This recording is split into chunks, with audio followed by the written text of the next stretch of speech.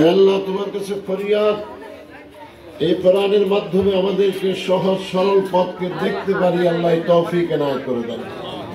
যেহেতু আপনি বলেছেন ইহদিনাস সিরাতাল মুস্তাকিম, আমাদেরকে সরল পথ দেখাবার জন্য আল্লাহ আপনি আমাদেরকে সোজা পথ দেখায় দেন, কোরআনের পথ দেখায় দেন।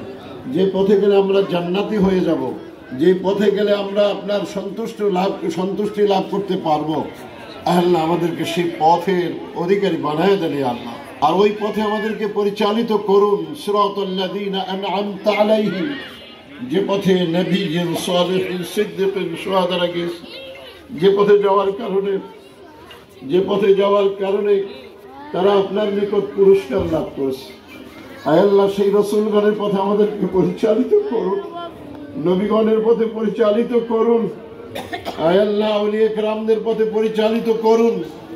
খাস করে আল্লাহ তোমার দরবারে ফরিয়াদ, তোমার দ্বীন কায়েমের জন্য যারা শাহাদাতের নজরানা পেশ করেছে, তোমার দ্বীন কায়েমের জন্য যারা ফাঁসির কাস্টে ঝুলেছে, আল্লাহ তুমি আমাদেরকে তাদের পথে পরিচালিত করো। আল্লাহ আল্লামা দিলওয়ার হোসেন সাইদি সাহেব যে কোরআনের জন্য আল্লাহ তার জীবনকে উৎসর্গ করে শেষ পর্যন্ত কোরআনের আল্লাহ এই কোরআনের বাণীর জন্য উৎসর্গ করে শেষ পর্যন্ত শাহাদাতের নজরানা পেশ করলেন।